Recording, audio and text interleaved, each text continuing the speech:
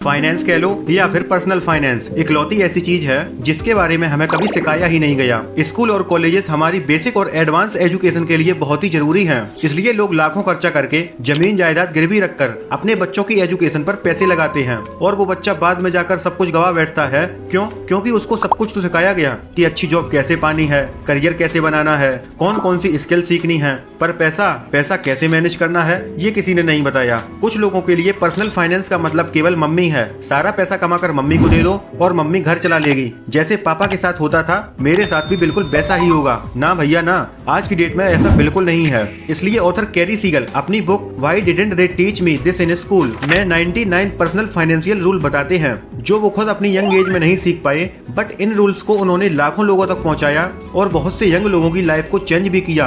और अब आप सभी हैरान होंगे कि उन्होंने पहला रूल क्या बताया। और इससे पहले दोस्तों, अगर वीडियो पसंद आए तो वीडियो को लाइक करके चैनल को भी सब्सक्राइब करके थोड़ा सपोर्ट करना।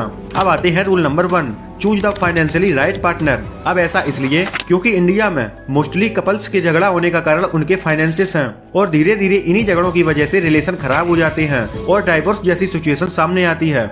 आप जानते ही होंगे कि रॉन्ग पार्टनर चूज करने की वजह से डाइवोर्स जैसे केस कैसे आपकी फाइनेंशियल हेल्थ बिगाड़ सकता है, ये हम सब जानते हैं। जेफ बेजोस, एलोन मस्क जैसे बड़े बड़े अमीर लोग भी इसका शिकार बन चुके हैं। हालांकि इंडिया में डाइवोर्स केसेस कम हैं, but to be honest Indian घरों में ज्यादातर कलेश की जड़ फाइनेंसेस ही होती है, जिसका इम्पैक्ट उनके आने वाली जनरेशन पर पड़ता है। देखो यार, बिल्कुल सिंपल सा कोट है कि आपका पार्टनर ही आपकी सक्सेस और फेलियर का सबसे बड़ा रीजन होता है। अब मेरा मतलब ये बिल्कुल नहीं है कि अमीर लड़की या लड़के से शादी करो, बैंक मैनेजर, फाइनेंशियल एडवाइजर से शादी करो, बल्कि ऐसा पार्टनर सेलेक्ट करो जो फाइनेंशियली लिटरेट हो, जिसे पता हो कि कब कितना पैसा खर्चा करना है, कितना पैसा बचाना है, इन्वेस्टिंग कैसे करनी चाहिए, कौन कौन से सोर्सेज से पैसा आप कमा सकते हो। यानी कुल मिलाकर ऐसा पार्टनर चुनना है जो लॉन्ग टर्म विजन रखता हो। क्योंकि देखो यार, यदि आप अपनी लाइफ में मैच्योर हो गए हो, जहां आपको लगता है कि अब सेटल होने का सही टाइम है, तो उस केस में आपको अपने पार्टनर के साथ अनरियलिस्टिक अप्रोच नहीं रखना। मोस्टली लोग यही गलती करते हैं कि रिलेशनशिप की स्टार्टिंग में ऐसा शो करते हैं कि ये पूरा क्लब ही मेरा है,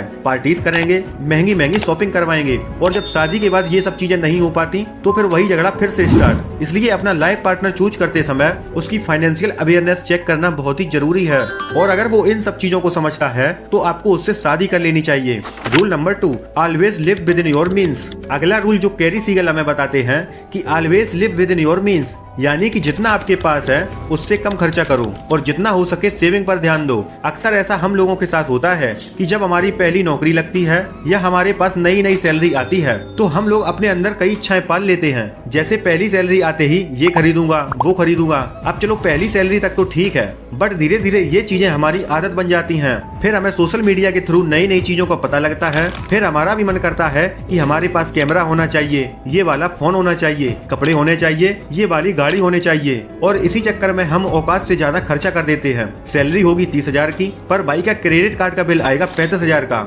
और इसी तरह अगले महीने की पूरी सैलरी EMI भरने में ही निकल जाती है। जबकि हमें करना क्या था, पहली सैलरी आते ही हमें पैसे सेव करने चाहिए थे, जरूरत से कम खर्चे करने थे, और धीरे धीरे जब हमारी सेविंग की हैबिट बन जाती तो मन चाहिए चीजों को बिना लोन के या बिना EMI के खरीद सकते थे। मोस्टली लोग इस गलती की वजह से अपनी आदतें खराब कर बैठते हैं और अपने पर्सनल फाइनेंसेस को बर्बाद करते रहते हैं। इसलिए always live with in your means. Rule number 3, invest 50% of your salary increase. Next and most important rule जो ऑथर कैरी हमें बताते हैं कि हमें हमेशा इंक्रीज सैलरी का 50% इन्वेस्ट कर देना चाहिए। अब देखो, इससे 2 फायदे होंगे। पहला, जब लोगों की सैलरी रेज होती है तो उन्हें लगता है कि उन्होंने दुनिया जीत ली, और इसी टॉप ऑफ द वर्ल्ड वाली फीलिंग में हद से ज्यादा खर्चा कर बैठते हैं। नई नई शौक, नई नई एडिक्शन पाल लेते हैं, जिससे उनकी वेल्थ और उनकी हेल्थ दोनों खराब होती हैं। लेकिन जरा सोचो, अगर वो सैलरी रेज कभी हो ही ना तो आप फ्रूगल स्पेंडिंग करोगे, बजट लेकर चलोगे, फालतू की चीजों पर खर्चा नहीं करोगे, और अगर वो 50% आपने इन्वेस्ट किया, वो आपकी फाइनेंशियल फ्रीडम की जर्नी में 4 चांद लगा देगा।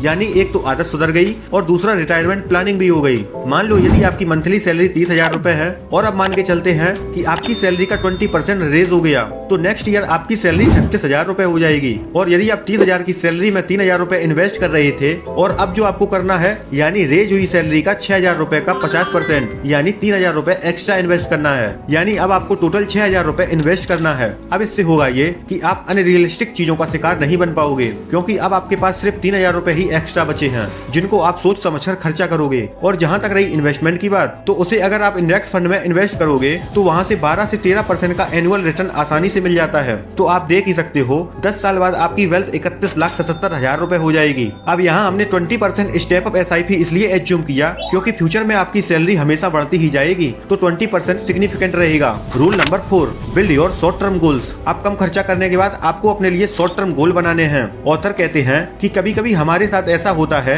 कि लॉन्ग टर्म गोल या लॉन्ग टर्म विजन बड़े ही अनअचीवेबल लगने लगते हैं, और इसी बीच कुछ ऐसी इमरजेंसी सिचुएशन आ जाती है जिसकी वजह से हमें वो लॉन्ग टर्म गोल तोड़ने ही पड़ते हैं। इसलिए 30-40 साल का लॉन्ग टर्म गोल से बेहतर है कि आप 5-5 या 10-10 साल के गोल को परफॉर्म करो और फिर उसी हिसाब से अपने आप को मैनेज करो। फॉर एग्जाम्पल, अगर आपको अपने बच्चों की हायर एजुकेशन के लिए एक बड़ा फंड चाहिए तो आप एक शॉर्ट टर्म फंड बना सकते हो, जिसे जरूरत पड़ने पर निकाल भी सकते हो। सबसे पहले एजुकेशन फंड बनाओ, फिर एक इमरजेंसी फंड रेडी रखो। अगर आप नेक्स्ट ईयर कोई ट्रिप प्लान कर रहे हो तो उसके लिए भी आज से सेविंग स्टार्ट कर दो। इससे होगा ये कि आप जिंदगी जीने के साथ साथ फाइनेंशियल फ्रीडम के लिए भी काम कर पाओगे।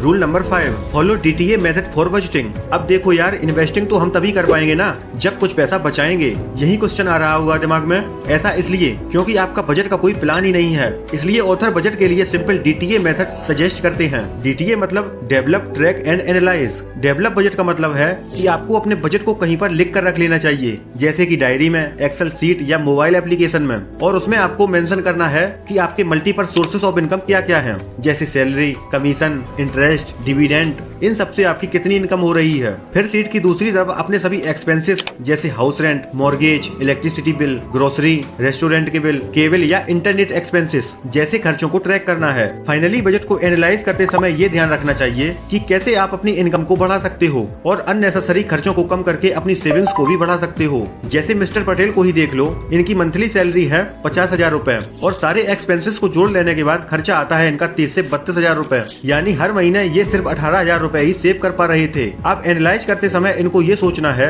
कि ये कैसे अपने सेविंग रेट को बढ़ाकर 23 से 25,000 रूपए तक कर सकते हैं, और साथ ही ये भी देख सकते हो कि सबसे पहले फिजूल खर्च कहाँ हो रहा है। उन खर्चों को अगले महीने आप एलिमिनेट भी कर सकते हो। तो दोस्तों, आप भी सेविंग रेट को बढ़ाने के लिए DTA मेथड का यूज कर सकते हो।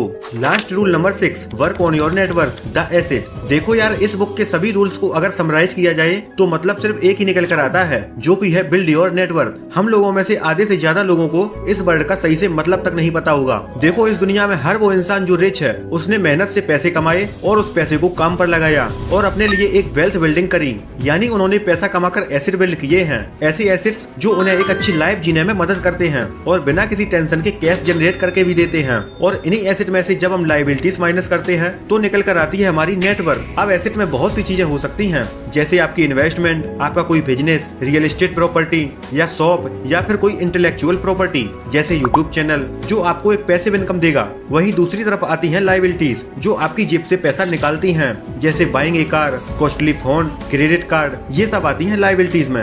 अब मैं आप लोगों को एक सीक्रेट बताऊं कि आप लोगों का एसेट वाला कॉलम अभी खाली पड़ा हुआ है, कोई भी एसेट नहीं है, लेकिन लायबिलिटीज के सारे कॉलम भरे हुए हैं। अगर आपको एक लंबी रेस का घोड़ा बनना है तो इन सब चीजों को अभी से जानना स्टार्ट कर दो, नहीं तो बुरी आदतें बहुत ही जल्दी लग जाती हैं।